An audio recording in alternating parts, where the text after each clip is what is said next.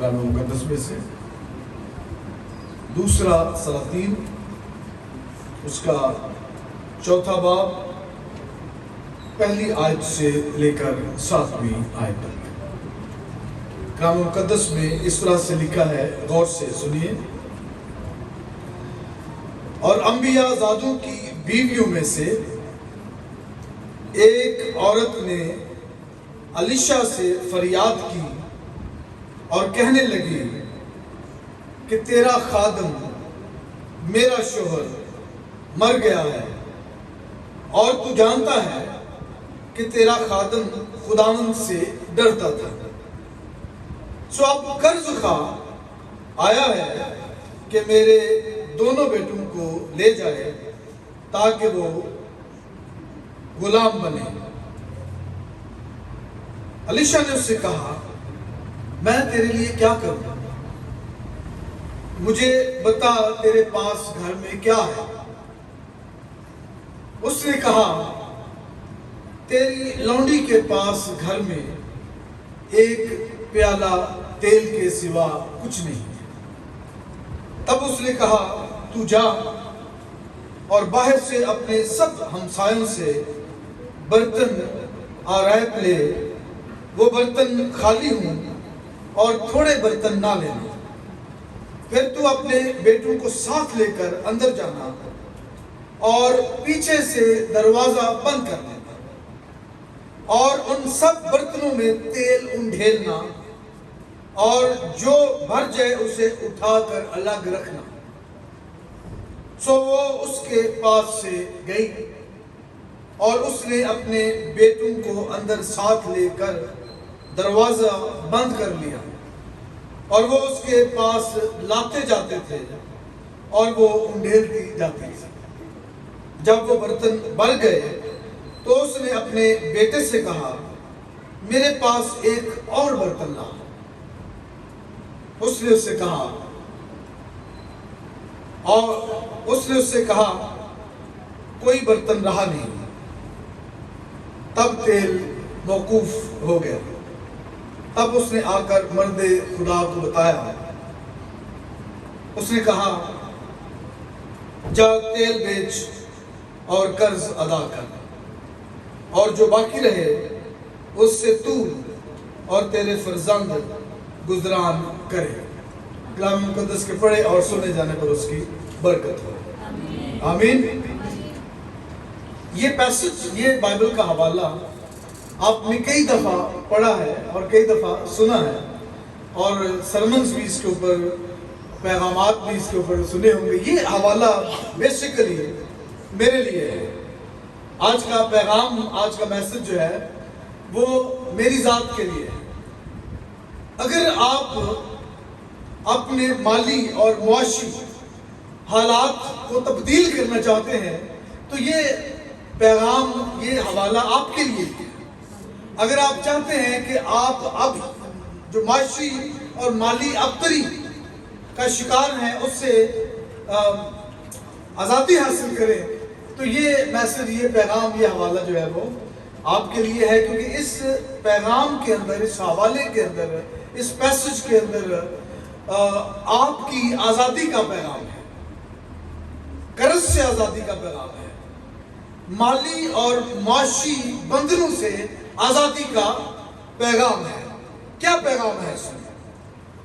الیشا کے دور میں بہت سے نبی، بہت سے شاگرد اس کے ساتھ خدمت سر انجام دیتے تھے۔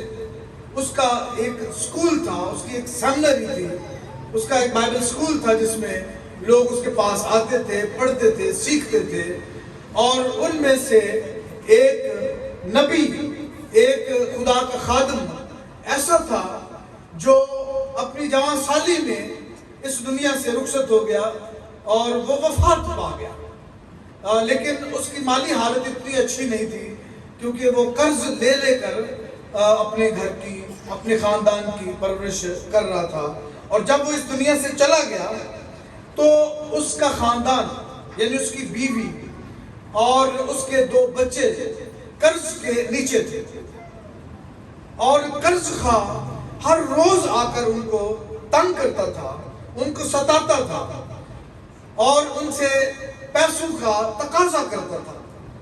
اور وہ جو بیوہ تھی وہ پھر ایک دن بہت تنگ آ کر الیشا نبی کے پاس گئی اور اس سے فریاد کرنے لگی.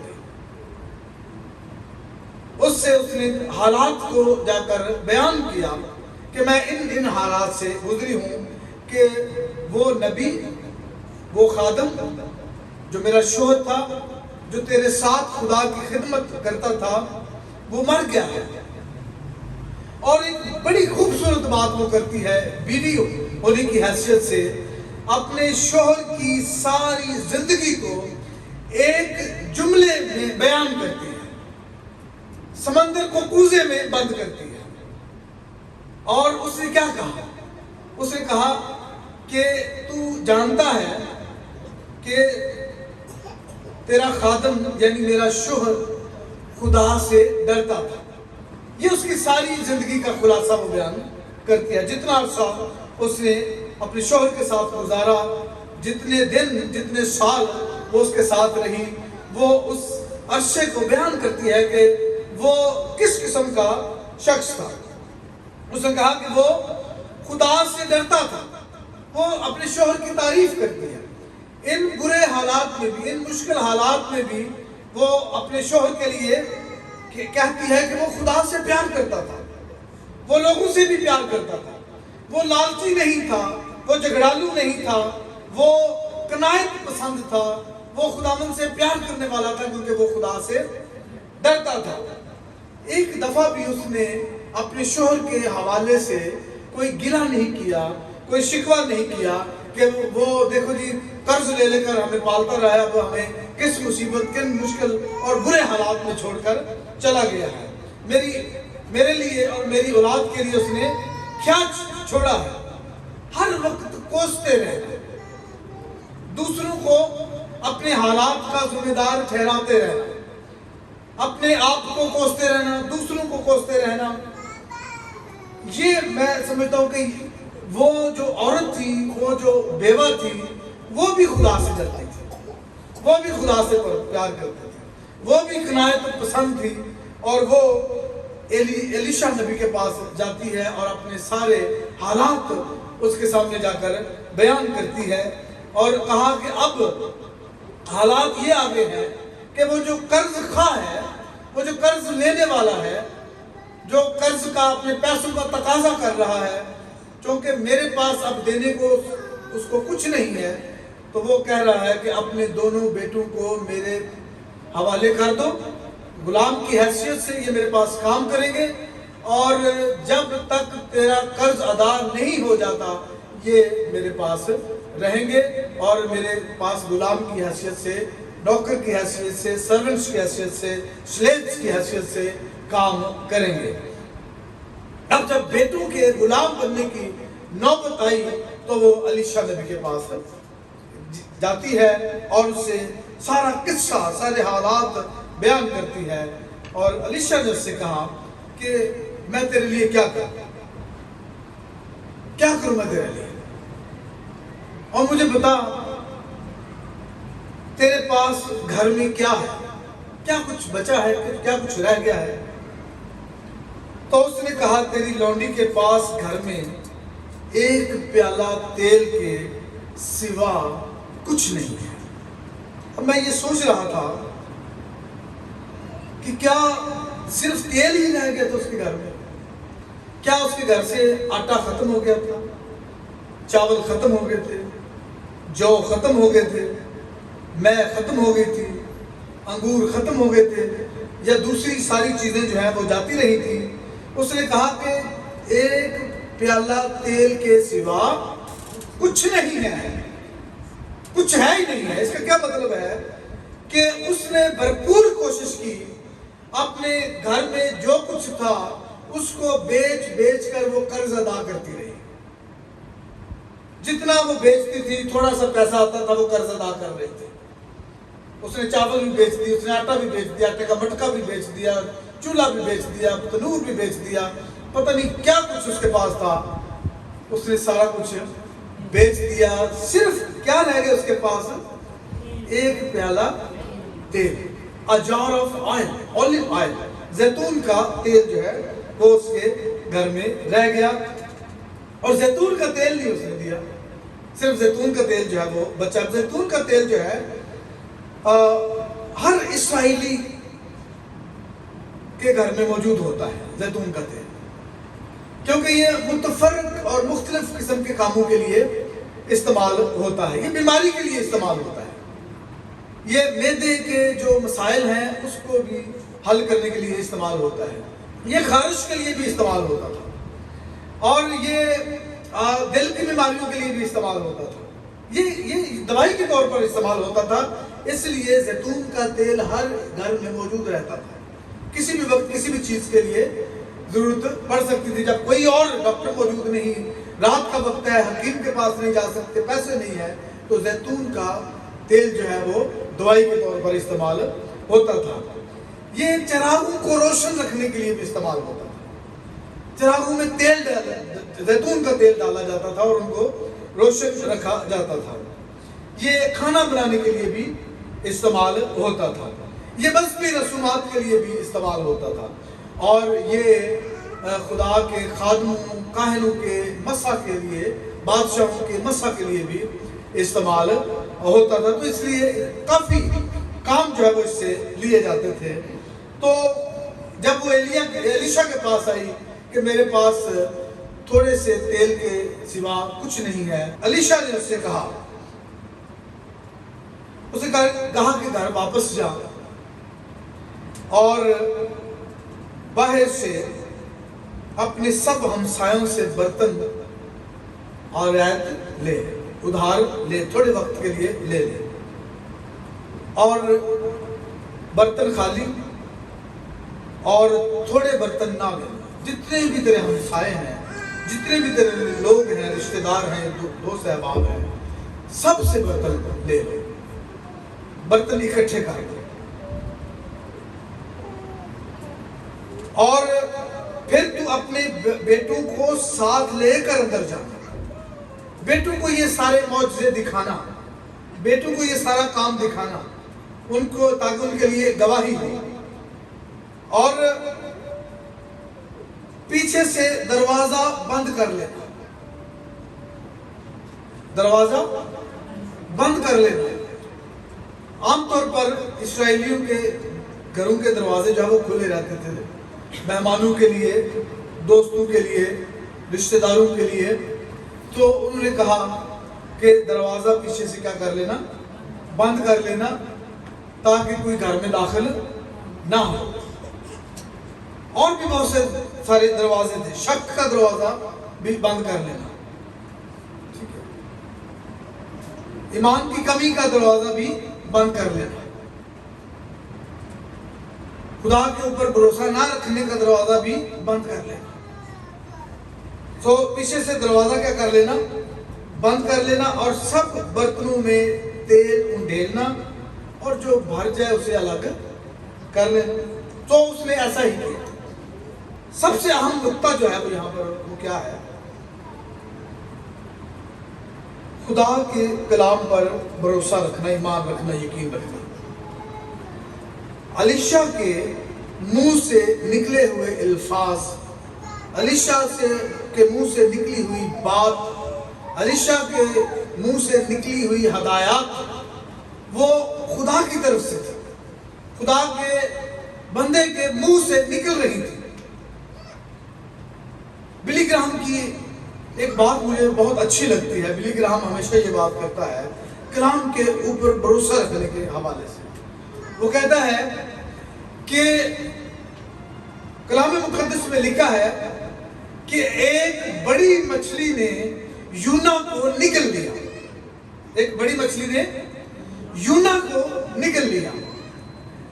لیکن اگر کلام میں اس کی بجائے یہ لکھا ہوتا کہ یونا نے ایک بڑی مچھلی کو نگل لیا, تو میں اس بات پر بھی یقین کرتا, کیونکہ یہ کلام میں لکھا ہے, کیونکہ یہ کلام بیان کرتا ہے. سو جب ایلیشا نے اس عورت سے یہ کہا کہ تو جا کر ایسا کر, تو عورت نے الیشا کے اس کلام پر، اس بات پر، ان انسٹرکشنز پر، ان ہدایات پر عمل کیا، منوان عمل کیا، جیسا اس نے کہا ویسا ہی عمل کیا، اور وہ گھر میں جا کر اس نے کسی قسم کا کوئی سوال نہیں کیا، کوئی سوال نہیں اٹھایا، اس نے بات نہیں کی، کوئی اس نے عذر پیش نہیں کیا کہ یہ کیا بات ہوئی۔ یوزلی کیا ہوتا ہے کہ لوگ خدا کے خادموں کے پاس دعا کرنے کے لیے آتے ہیں، کرانے کے لیے آتے ہیں، یا اپنے مسائل لے کر جاتے ہیں اور توقع کرتے ہیں کہ خدا کا خادم اس کی ضرورت پوری کرنے کے لیے فوراً کوئی چیک لکھ دے، یا اسے کوئی نقد رقم دے دے، یا اس کو کوئی مدد کے لیے کوئی راشن دے دے۔ یہ توقع جو ہے وہ لوگ کرتے ہیں خدا کے خادم کے پاس جا کر، جب یہ بتا دیں کہ جی بجلی کا بل بہت زیادہ آ گیا ہے، بچوں کی فیس نہیں ہے، اور فلاں کام نہیں ہے، فلاں نہیں ہوا، تو وہ خدا کے خادم سے، آج کل کے خدا کے خادموں سے وہ توقع کیا کرتے ہیں کہ وہ ان کی فوراً مدد کریں، فوراً ان کو پیسے دیں۔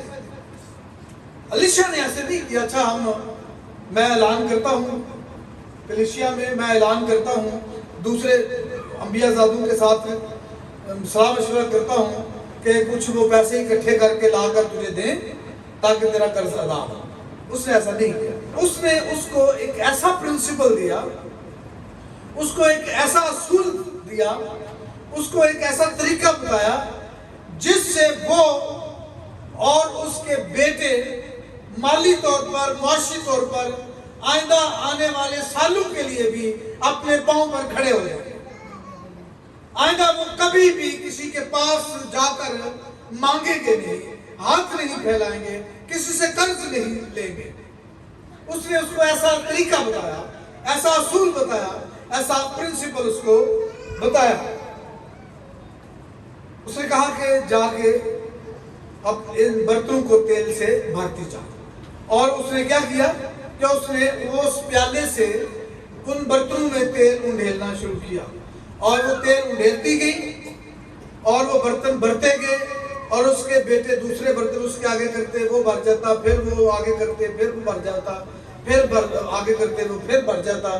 تو پھر اس نے کہا ایک بیٹے کو کہ ایک اور برتن لاؤ، تو اس نے کہا اور برتن رہا نہیں، جتنے برتن ہم نے لیے تھے وہ سب کے سب بھر گئے، اور جب وہ اس نے کہا کہ اب اور برتن نہیں رہا تو وہ تیل کیا ہو گیا، موقوف ہو گیا، وہ بند ہو گیا۔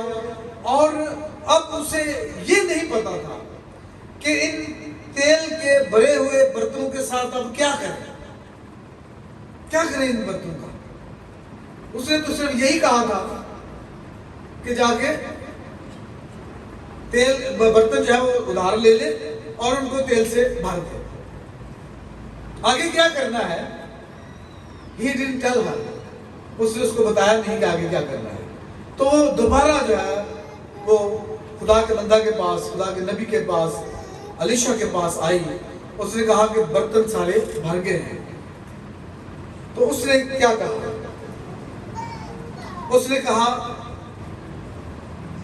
go and sell the oil، جا تیل بیچ اور قرض ادا کر۔ اس کے بعد ہمیں کہیں کوئی ذکر نہیں ملتا کہ وہ پھر واپس آئی، پھر اس نے کوئی مسائل بیان کیا، کیونکہ اس کا مسئلہ جو ہے وہ حل ہو گیا۔ لوگ کیا کرتے ہیں کہ اپنے مشکل حالات ہوں تو ہاتھ پر ہاتھ دھرے بیٹھے رہیں گے، کیا کریں؟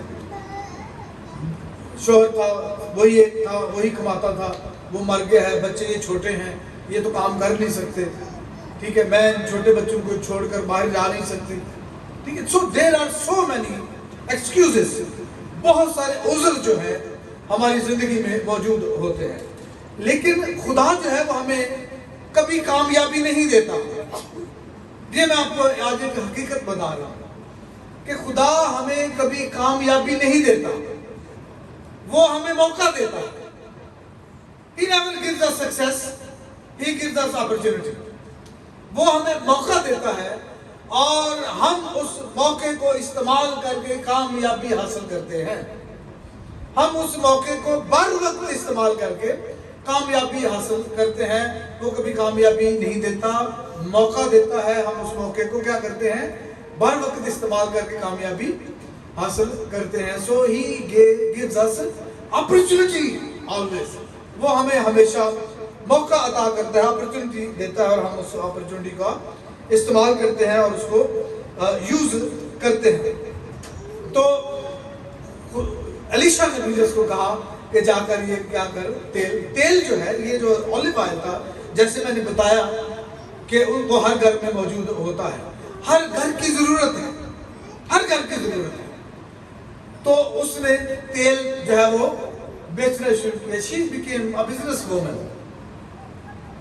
انٹرپرینور بن گئی، ایک بزنس وومن بن گئی.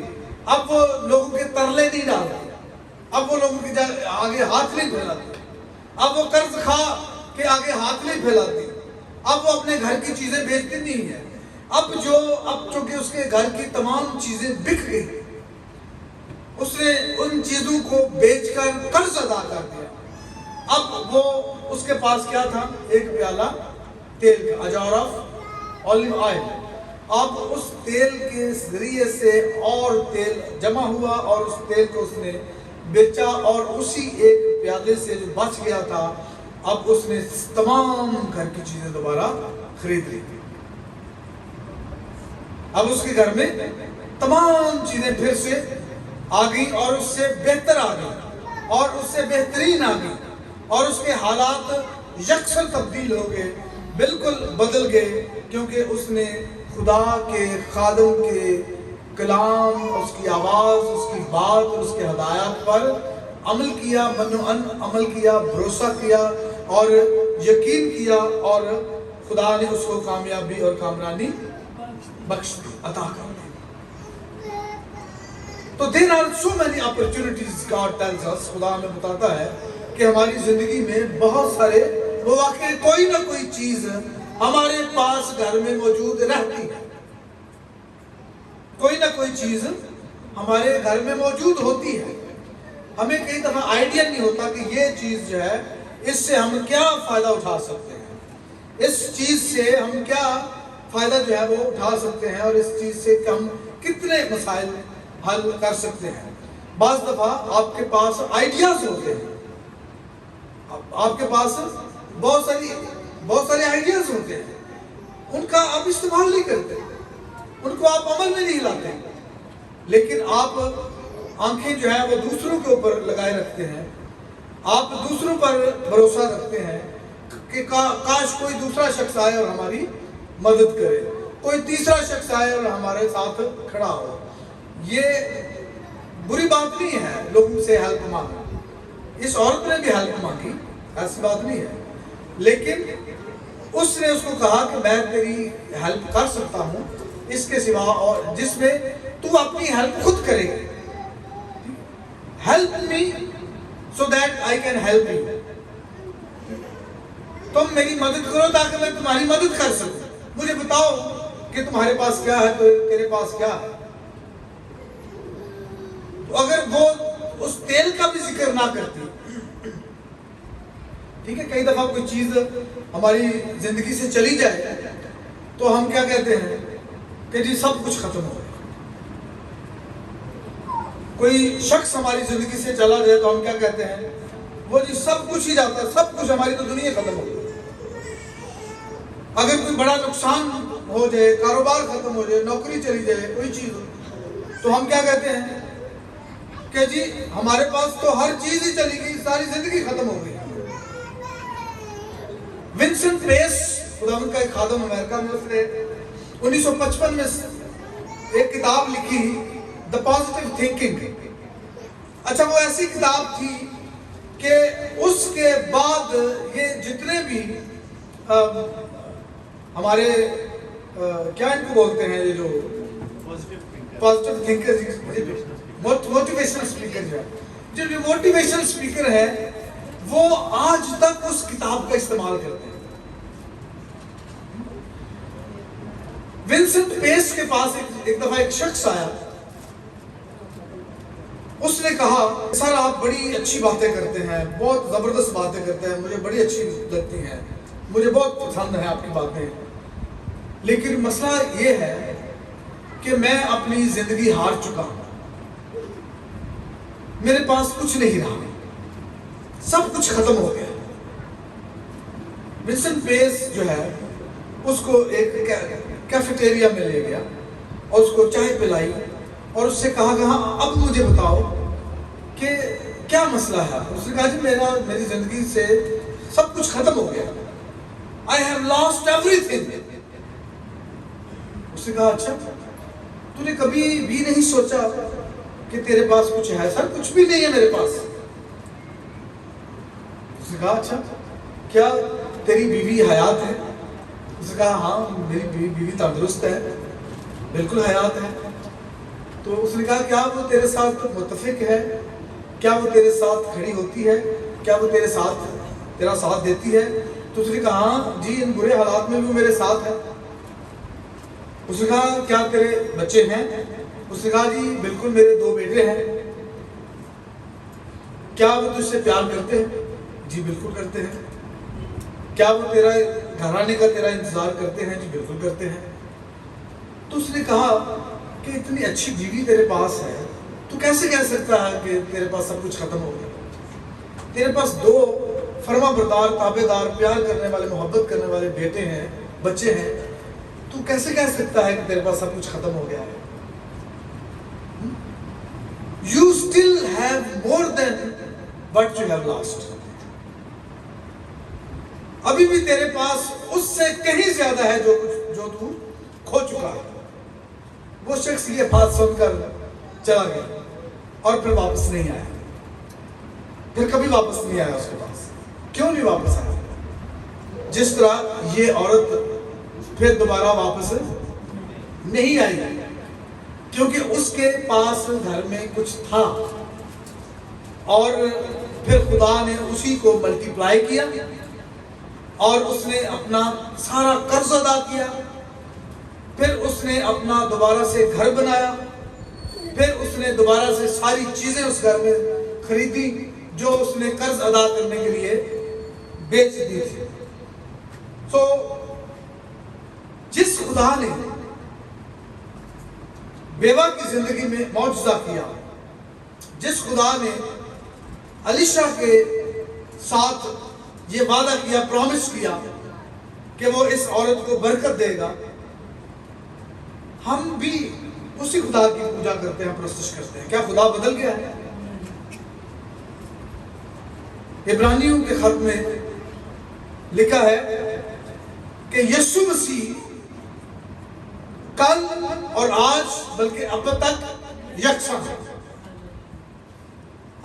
وہی خدا جس نے اس بیوہ کی زندگی میں کام کیا، اور وہی خدا ہماری زندگی میں بھی کام کر سکتا ہے، بلکہ کرتا ہے اور کر رہا ہے۔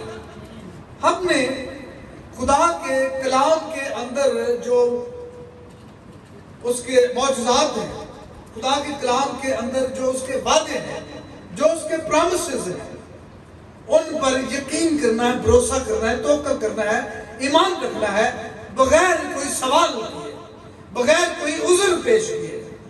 تو آپ دیکھیں کہ خدا کس طرح آپ کے گھر میں مالی فراوانی مہیا کرتا ہے، آپ کے معاشی حالات کیسے تبدیل کرتا ہے، آپ کے حالات کو کیسے تبدیل کرتا ہے۔ دوسروں کو کوسنا بند کریں، اپنی بیوی کو کوسنا بند کریں، اپنے شوہر کو کوسنا بند کریں، اپنے بچوں کو کوسنا بند کریں، اپنے ہمسایوں کو کوسنا بند کریں۔ خدا کے کلام پر بھروسہ اور یقین، توکل اور ایمان رکھیں اور دیکھیں کہ خدا کس طرح آپ کو آپ کے فائنینشل ڈیبٹس جو ہیں، آپ کے جو قرض ہیں ان سے آزاد کرتا ہے، آپ کے مالی حالات کو تبدیل کرتا ہے، آپ کے روحانی حالات کو تبدیل کرتا ہے، آپ کے معاشی حالات کو تبدیل کرتا ہے، اور خداوند آپ کو فراوانی، شادمانی، سرفرازی اور سربلندی اور خوشحالی عطا کرتا ہے۔ صرف خدا کے کلام پر آپ یقین رکھیں اور بھروسہ رکھیں۔ خداوند آپ کو اس کلام کے وسیلے سے برکت دے۔ God bless you.